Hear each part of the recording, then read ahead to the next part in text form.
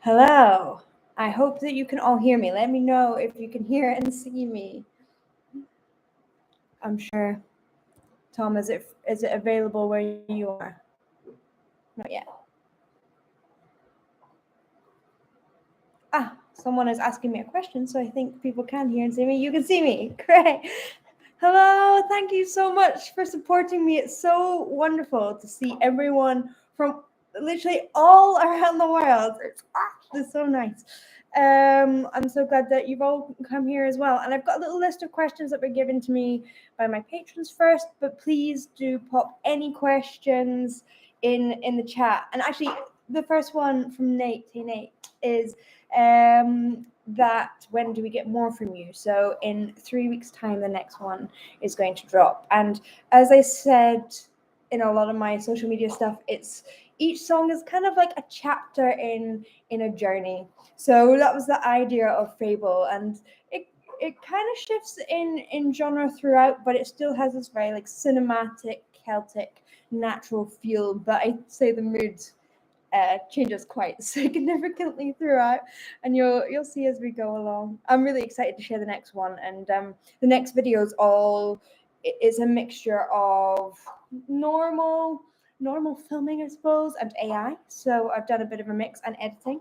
I'm excited to share that one. So yay. Okay, my first question here is which artists inspired the music on your album? And I find that really hard because so many in different ways. One of the coolest things was I worked with a guy called Roy Kerr on producing it, and one of the reasons I went and asked him if he would produce this is that he has worked with many of the people that inspired this album. So people like Aurora and London Grammar, and Birdie. He's worked with all sorts of people like that. He's also worked with Paul McCartney, who doesn't necessarily not a similar genre, but also cool. And outside of the people that Roy's worked with, I love a lot of trip hop.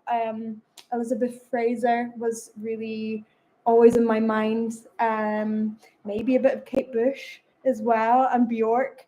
And I love a lot of kind of Scandi pop and things like that. I'm just going to check what everyone's saying here. Thank you so much for being here. Yeah, I really wanted the idea of this wolf actually howling within it. So I feel like that was really important. Oh, cool. Okay. What associations I had with Power of the Wolf? Okay, so this is really interesting. I wrote this song, well, it's interesting to me. I wrote this song over 10 years ago with a guy called Luca. And at the time, I was very young and I was all into partying, and it was all I kind of believed in the lyrics. The lyrics were about going out and being fierce and independent, and just it didn't matter if stuff hurt.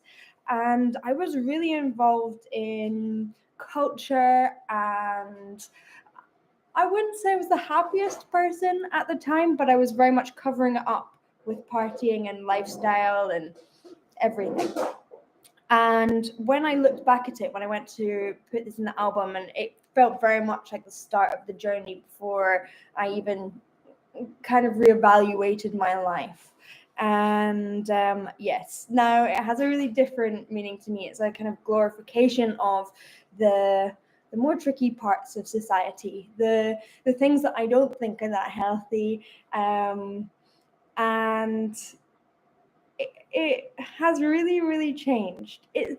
But I do also have a little bit of a love for the wolf. I feel like it kind of comes back in full circles. The wolf is bravery as well, and that has been really important to me the whole way through. What have we got here? Thank you very much. Yeah, I didn't really know what genre I wanted to be exactly, but I just wanted to find my own space. So I wanted to draw from my love of cinematic music and Scandi pop and my own obviously Celtic background. So I wanted all those things to come into it, and I'm really into kind of big orchestral scores. So I wanted to have it's got real brass in there and some strings, and I wanted that to be part of it as well. There's 12 tracks on the album, but there's also some spoken word bits. So the initial trailer that you saw is kind of track 1, but there is another spoken word full track in there as well. So it ends up being 14 tracks, and some of the songs have spoken word sections within it as well. So I actually wrote a fable that goes around the whole thing, and it is intertwined with this fable. Yeah, exactly. I really like the very symphonic sound as well. Power of the Wolf is the start. Power of the Wolf. So I'm just reading Kevin's note here. You mentioned that your album is a journey from the early years to current times. Where does Power of the Wolf fit in? Is it the opening track? It is indeed the opening track, and I'm going to be releasing every song as we go along. In chronological order. I didn't actually start this album like this. I started it thinking, I was just going through all my old songs, and I realized I had a really distinct pattern, and it really did show my own journey. And it's been a really kind of healing journey making this music as well. It's really been wonderful to kind of work through it emotionally. Okay, let me have a look at this question here. Could you tell us a bit about, this was from John, could you tell us a bit about the writing and arranging process for the album? Do you tend to start with melodies or lyrics, or does it vary? I'll get to the next bit of the question in a second. Yes, so it depends. For some of the tracks, this one, it kind of all came, because this was the only one that was written with someone else, it all kind of happened together, and Luca had some ideas for like chords and things like that, and the structure, and then it all kind of worked together with that, so it was a bit different than the rest of them, and then it kind of got reinvented a little bit when it was redone with Roy here.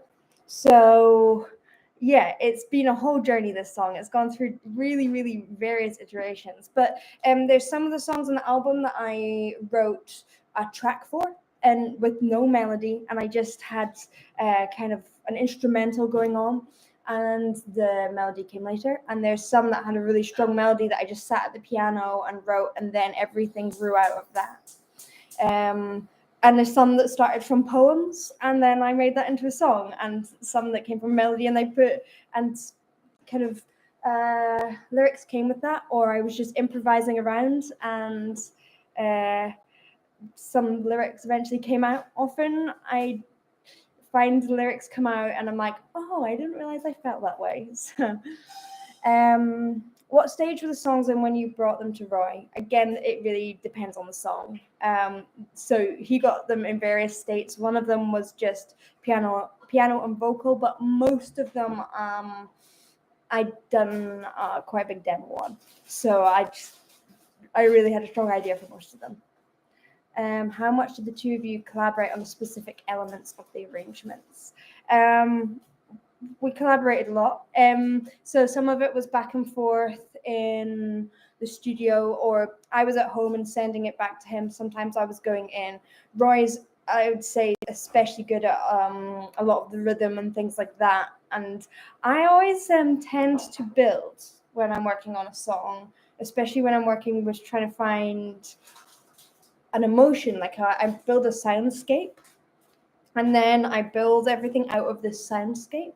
So if I hadn't built a whole track, I had built a soundscape for, and then that would inform it. Okay, so I'm going to go back and have a look at what you guys are saying here. Yeah, I wanted to mix electronic sounds with natural instrumentation. This was one of the first songs that I wrote. So thank you very much for saying it's very mature. I was not mature. I don't think, when I first wrote this, but yeah, maybe I'm glad you think that.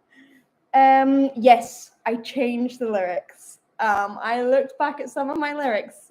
I think everyone does this. You look back at lyrics from 10 years ago and you go like, oh, yeah. So some of them have changed from the original iteration.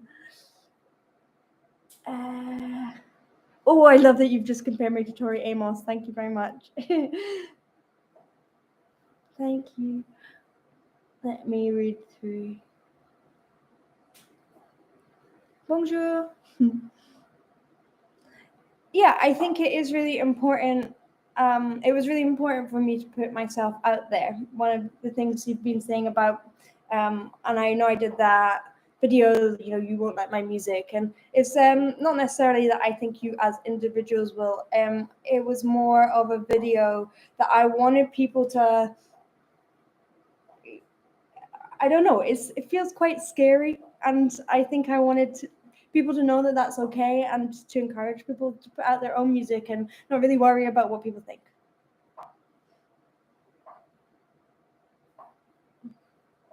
So the CDs, I hopefully will get them back from the company that makes them soon, and I'm hoping to send them out on the 15th of October, and fingers crossed it won't take too long to get to you. Yeah. Do I have a favorite track? That's like choosing your favorite child. I don't know how to answer that one. No, they're all different at different points of my life. I find it really interesting to see what other people's favorite tracks are, because everyone has a different one. There's no one that seems to like stand out for people. Do I listen to Enya? Does it sound like Enya? I have listened to Enya in the past. I haven't listened to her recently, but I think that it probably has some Enya vibes in there. Cool. But yeah, the end of the album is a lot more hopeful, because that's how I am now. Power of the Wolf is your favorite so far. That's fair enough. My plans after this album, right? I have to do the album first. I think my plans, there are a few things that I'd love to do. I definitely want to write some more. My main aim for this is I've really enjoyed the process of making this, so I want to keep on making, and I have some ideas, and I'd like to do some live performances at some point. Again, I'm just kind of letting the world see how this goes, and letting it out to the world, and we'll see. I'm sure life will take me in whatever direction it wants to. So after this live stream, I'm going to be heading over to Patreon, and on Patreon, I'm going to be adding the next song in the chapter. The next chapter is called Anxiety Society. So that's going to be exciting. The next one on here is out when, what is the date? I think it's 22nd of October. Let me check exactly. I don't want to tell you the wrong time. Yeah, the 22nd of October, it'll be out on YouTube and all streaming platforms. And yeah, I'm really excited about that one as well. I'm excited about all of them. And that one is going to be more towards, oh, you can hear the cooking. That's my dinner. It's going to be more towards, it's the feeling of going through society and trying to bat everything that society gives you and throws at you away, and just being like, I've got to keep on going. So if you enjoyed, I'd love if you could go and check it out on Spotify. That really helps giving it a listen there, because the algorithm on Spotify really does respond well to that. I also have the whole album available on my website, which is bethroars.com/shop. So there's vinyls and CDs if you'd like them, and also t-shirts with the whole album thing, and caps. And yeah. Any more questions before we go? Once again, thanks so much for being here. It's so cool. I tell you what, it's not bacon. Even though we've got bacon there. Definitely not. It's a vegan here. Yeah, so the choreography was, the whole video was actually made here in my living room. And we kind of worked it out as we went along. I had an idea of wanting to take in each video has actually a theme. So I wanted to look at the elements, the natural elements, and there's actually 12 witches natural elements. So the first one we went to is fire. So that's why you've got the candle at the start. And although it's dark, the idea was that is kind of the natural order of things. Sometimes you have to move through that darkness to find the light, and it's all part of nature and moving through and learning and growing. And yeah.